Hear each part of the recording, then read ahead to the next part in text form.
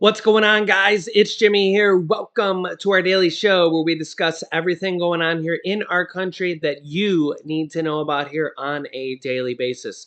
Congress is working on passing a $1.7 trillion bill to fund the government, which has dozens of items in it here. We'll go over the details of it here in this video. It could include a lot of different things, including child tax credits of $3,000 to $3,600, $45 billion of funding for Ukraine, adult tax credits, and, well, really dozens of different things, depending on what Congress and Republicans and Democrats agree to. Remember that anything passed in this bill has to be agreed on by Republicans and Democrats. Not a single dollar gets passed without Republicans and Democrats signing off on it. So yeah, not a dollar for Ukraine, not a dollar for the government, and about half of this money goes to the defense of our country. It's like $858 billion. So half of the $1.7 trillion goes to defense of our country. So when you see $1.7 trillion, half of it is just for defense of our country. It's a lot. It's a lot of money. So we'll go over the details here of it in this bill, or in this video, in this bill. So thanks so much for liking and sharing these videos. And this is kind of what Congress is working on right now. They have to pass it by the end of this week. They're saying they're trying to pass it by today. I don't know if that's going to happen. Let's jump right in. Here we go. Okay, Senate Majority Leader Chuck Schumer says the Senate could pass $1.7 trillion in funding package as early as today. And they need to pass it by the end of the week, or else government shutdown, where millions of Americans would lose their jobs, at least temporarily. And, a lot of different things would happen, none for the better. And also, there's a massive snowstorm coming for most of the United States, which is not going to be good either. We'll have a white Christmas for a lot of people, but it's going to be treacherous traveling conditions. The Senate took the first step to passing this bill last night, just the first step, voting 75 to 20 to begin debate, just to begin debate. Schumer on Wednesday morning called the march a strong signal that both sides are keen to finish funding the government very soon and to go home for Christmas. Quote, "We must finish our work before the deadline of Friday night, but in reality, I hope we can vote on the final passes much sooner, even as early as tonight," he said on Monday morning, but that didn't happen. The House and Senate are also addressing funding for $45 billion in aid to Ukraine, which is a few percent of the bill in total. Schumer said both sides are still negotiating possible amendments. He's hopeful senators can begin voting later in the day in order to reach final passage soon. But again, that's going to require cooperation. Remember, both Republicans and Democrats have to agree on anything in the bill. It can't pass without Republicans or Democrats' support.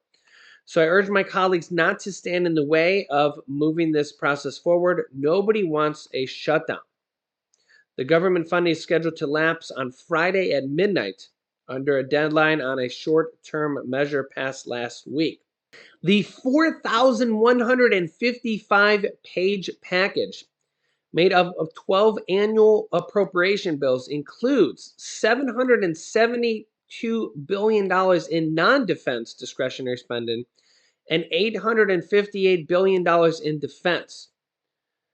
A gap in growth that Republicans pushing for a passage are seeking to capitalize on when factoring in inflation. So the government actually spends more money on defense than we do on non-defense. So you guys can let me know your thoughts here on that. But whether it's wartime, peacetime, or somewhere in between, the government, when it comes to funding the government, we're actually spending more money on defense of our country than non-defense of our country. That's kind of it's what a statement that is. What a statement that is. Wow. And remember, they actually spent it was somewhere like 40 to 40 some billion dollars more than the president actually requested for the defense of our country. This is not even including the money for Ukraine. That's on top of that. That's on top of that. Senate Minority Leader Mitch McConnell said, quote, of the Republicans, the world's greatest military will get the funding increases that it needs, outpacing inflation. Meanwhile, non-defense, non-veteran spending all come in below the rate of inflation for a real dollar cut. Wow. If Senate Republicans controlled the chamber, we would have handed the appropriation process entirely different from top to bottom. But given the reality of where we stand today, senators have two options this week, just two. Give our armed forces the resources and the certainty they need, or we will deny it to them. Also, I want to address this because this is really big thing coming up here. You can see the headlines here. This is from the Associated Press, and really big news here. Millions of people to lose Medicaid coverage under Congress's plan. Another headline here. Spending bill would revamp pandemic response Medicaid funding. And this will eventually address SNAP benefits as well. Here's the details on this. Millions of people who enrolled in Medicaid during the pandemic could start to lose their coverage on April 1st if Congress passes the $1.7 trillion spending package leaders unveiled Tuesday. The legislation will sunset a requirement of the virus public health emergency that prohibited states from booting people off of Medicaid.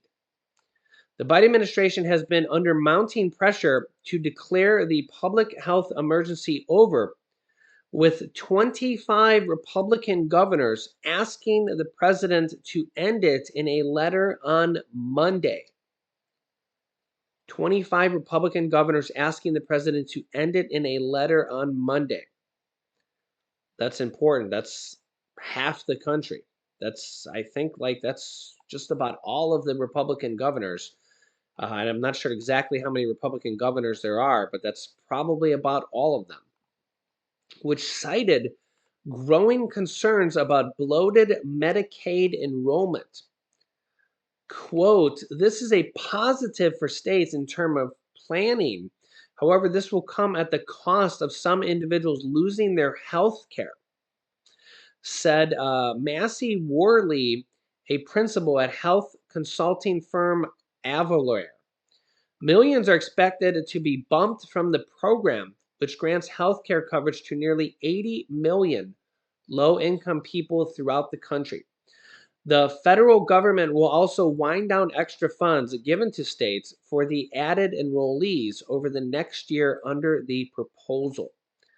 Many will be eligible for health insurance coverage through employers, the Affordable Care Act, or in the case of kids, Children's Health Insurance Program. Advocates had raised concerns about how states will notify enrollees if they are being kicked off the program and what their options are.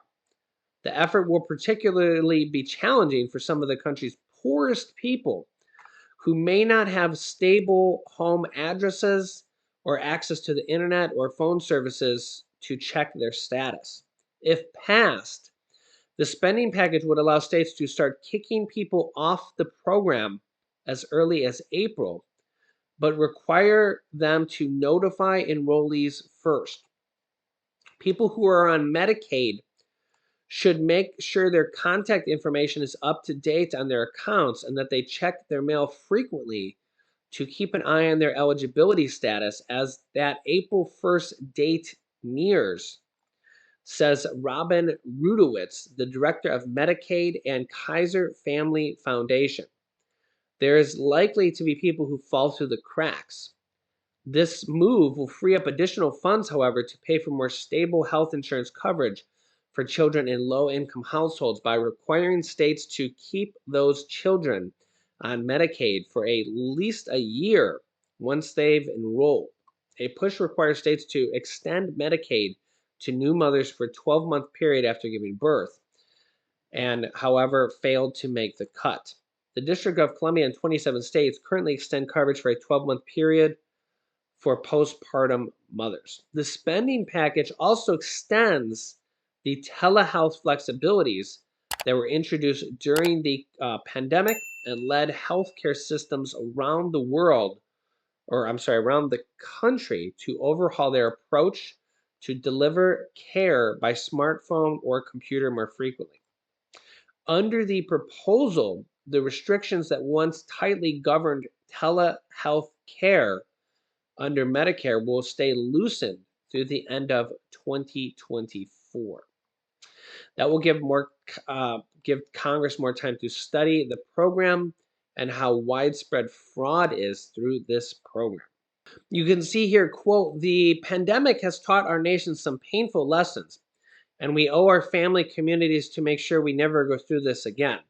Here we go. In normal times, states are allowed to redetermine whether a beneficiary remains eligible for Medicaid at least once a year and remove anyone who no longer qualifies. But during this pandemic health emergency, anyone who was Medicaid eligible was allowed to remain continuously enrolled.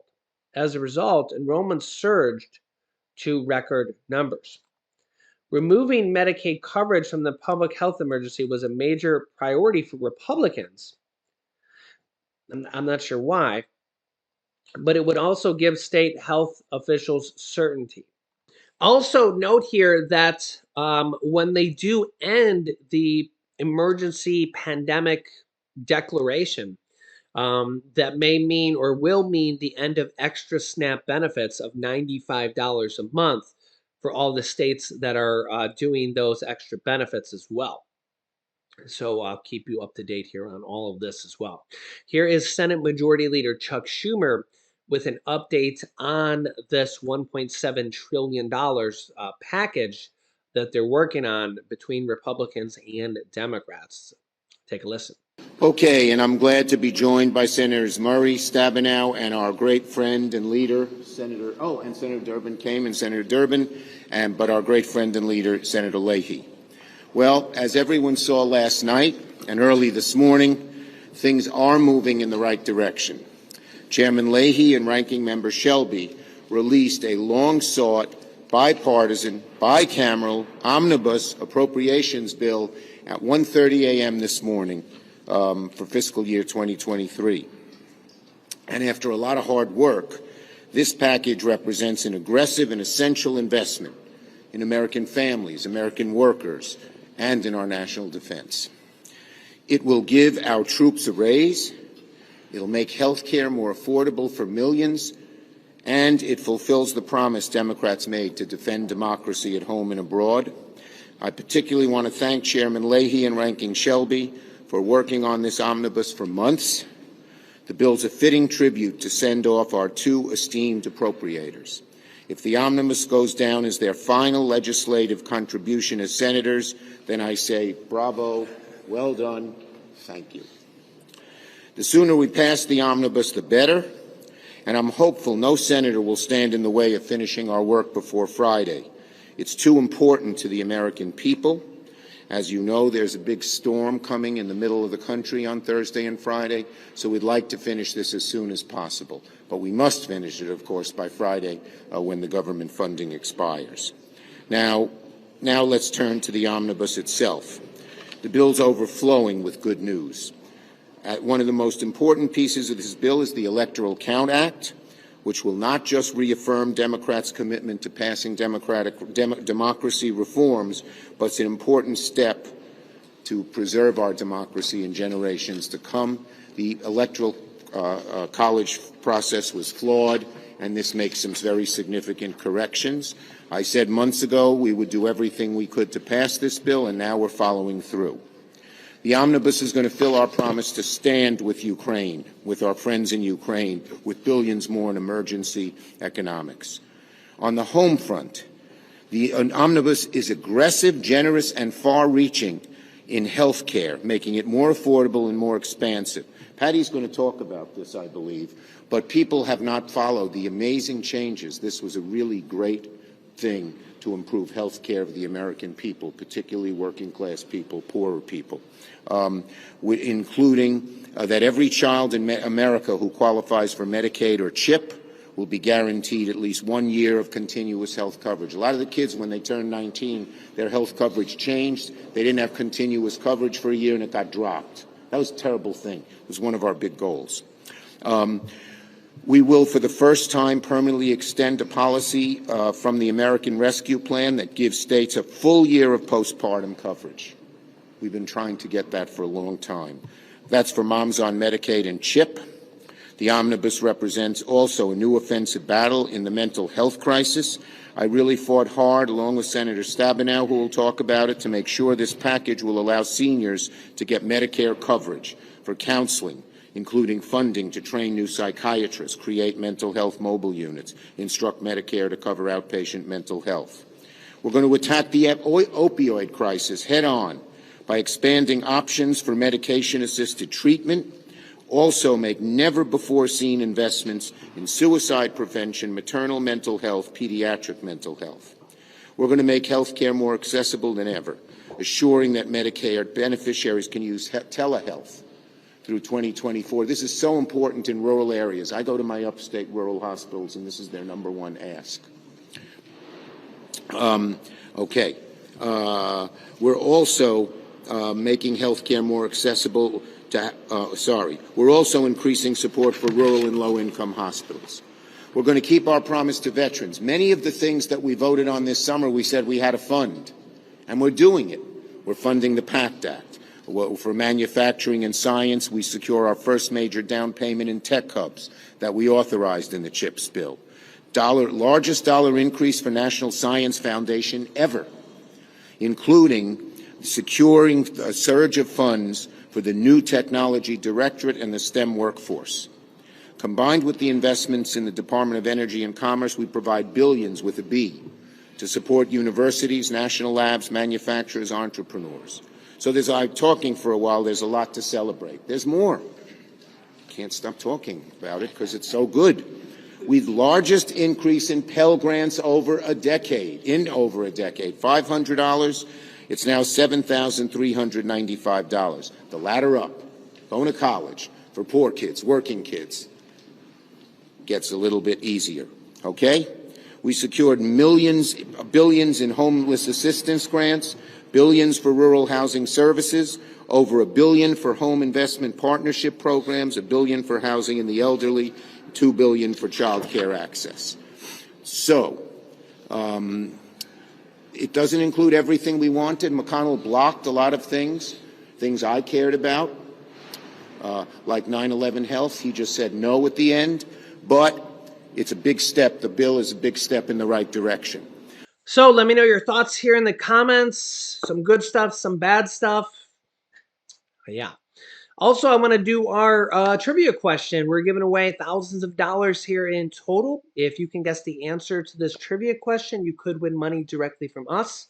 All you need to do is comment down below. It's completely free to do this. The way it works is if you guess correctly, then you'll be entered into the pool of people who have guessed correctly. And from there, we have a random comment picker that picks a few people every video to be the actual winner. Yep. So here is today's trivia question. In the movie The Santa Claus 2, what is the name of the reindeer in training? In the movie The Santa Claus 2, what is the name of the reindeer in training? Yeah, so if you have a guess or you think you know, please leave a comment down below. You could win money directly from us. It's $50 per winner. We'll have another trivia question here for you guys tomorrow. So make sure you're subscribed down below to our YouTube channel. Click the bell icon after you subscribe. Remember that new videos come out here every day at 10 a.m., 3 p.m., and 8 p.m. Eastern Standard Time.